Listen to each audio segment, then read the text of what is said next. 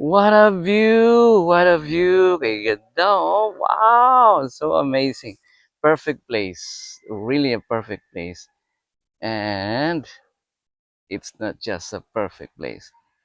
This is also a perfect time for you and look at this area.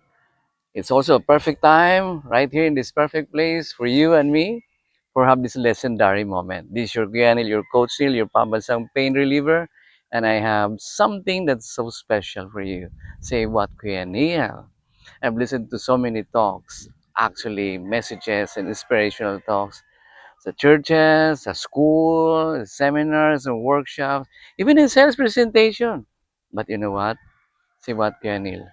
Walang impact, dear. Walang tagos. Hindi tumatagos. It doesn't hit me at all. Say why, Kuya Neil? Because, do you want to know? If you want to have a deep impact to your, if you really want to touch lives, have a deep impact, you really want to move your audience, it's not enough that you have the great talk or the great presentation. You must also be the right person. Remember, hindi enough you have the right talk, you have the perfect presentation or the right message.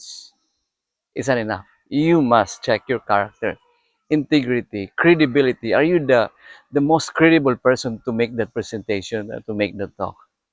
We have you, me. We have to check our character, check our heart. What's the posture of our heart before we give our talk, before we give our message, before we give our lesson? To your students, to our kids, to our kapamilya, to our friends, or to anyone na gusto nating ma-touch ang buhay nila, anyone who na gusto nating tulungan. If me, if we wanted to change the world or change somebody who have a deep impact or touch somebody's life, let's all check the posture of our heart. Do we have the credibility? Remember, it's not enough to have the right message.